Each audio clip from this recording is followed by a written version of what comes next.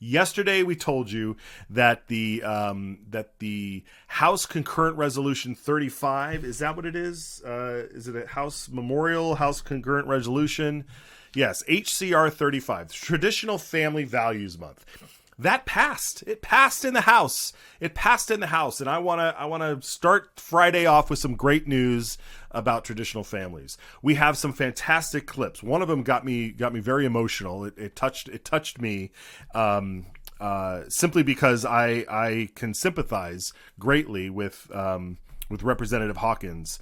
But there was some great testimony in favor of the traditional values month, traditional family values month, that starts on Mother's Day, it ends on Father's Day, and there's celebration all in between. And we've talked about this before. I testified in the House Hearing Committee on this. And anyway, so let's go. First up, we want to hear from Representative Julian Young, and she gives a nice minute in support of this resolution. So let's listen to Representative Young. Thank you, Mr. Speaker. Just wanted to share, like to debate the bill? if I may debate in favor of the bill. Lady has the floor to debate in favor of the motion. Thank you, Mr. Speaker. If there's a benefit to supporting this resolution, the benefit is that we currently have a culture that increasingly frowns on the idea of traditional families and mothers who value the role of motherhood. And I can tell you that as a woman who has been a stay-at-home mom. This is something that is foundational to our culture, and the strength of a man and a woman raising a family together is something that should not be forgotten, that should not be belittled as somehow discriminatory or hateful, and that should be valued and upheld, not as something that's used to demean anyone else, but as an ideal that benefits our state now and for generations to come. And so for that reason, Mr. Speaker, I would urge your support of this resolution. Absolutely. It is a celebration. Okay, Representative Hawkins, there was a lot of debate from some Democrats throughout this whole process, because this bill has had a couple of hearings, that this is somehow denigrating and to folks who aren't coming from traditional families, whether they're coming from broken homes or whether they're being raised in alternative lifestyles and all that stuff. And Representative Hawkins had such a brief but powerful statement here, and I'm happy to be able to share it. So let's watch Representative Hawkins. Thank you, Mr. Speaker. To debate in favor shortly.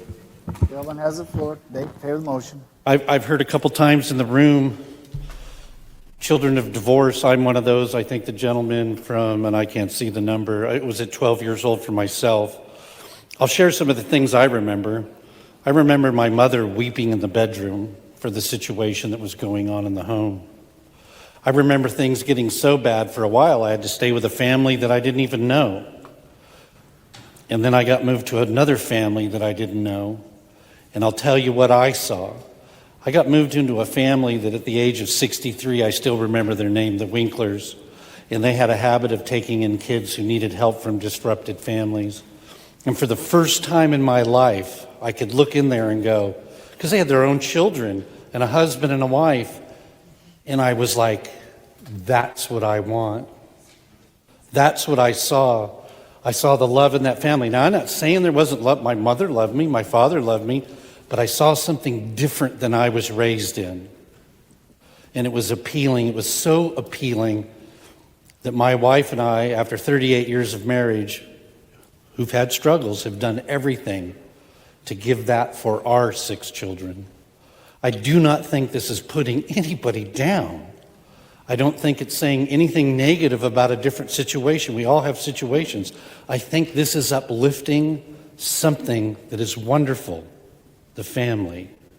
I'd appreciate the green light as well. Thank you.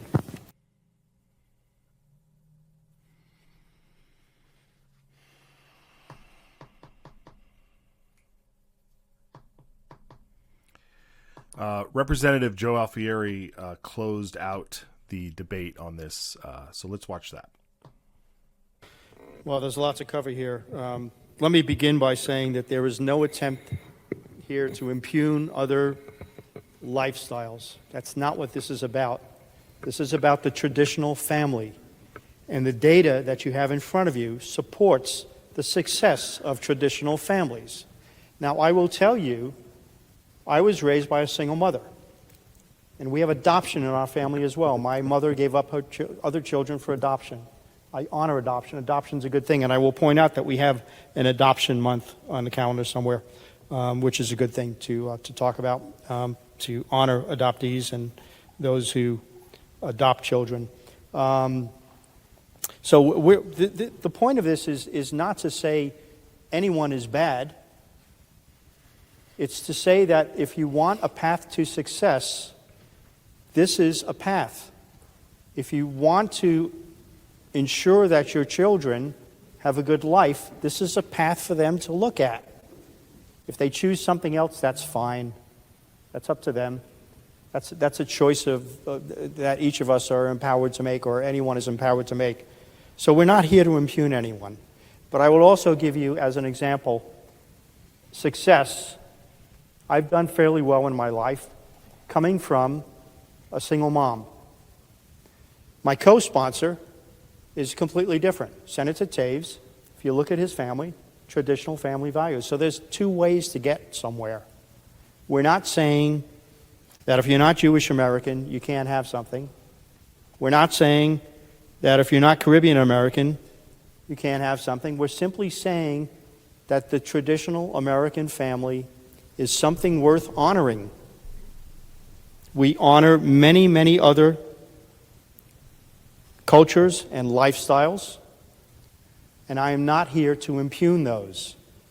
I'm here to say that it's time for Idaho to stand up and say the traditional American family, which has proven success over centuries, is something that this state should stand behind. So I ask for your green light. Really compelling testimonies and debates and whatever you want to call it there. Compelling stuff from all three of those folks. And it's you know, I'm thrilled that it happened. There's a lot of children out there that they recognize what they can recognize it. When you're coming from a broken home, when you're stuck in a really bad situation, and when you can present something that has this path of goodness, this path ahead, if you can present those opportunities and expose children to the idea and to the concept of a traditional family, it is only going to strengthen our community. And that is so important. We need strong communities. We need to break down all the division and things that are going on, and really focus on what can make our communities strong, and that is the traditional family and having that support. That's going to be a theme on today's show. Like we said, HCR35 passed the House. It's headed over to the Senate side, where it will have. Hopefully, we only got a few weeks left here in the session, and so we'll see how it fares on that side.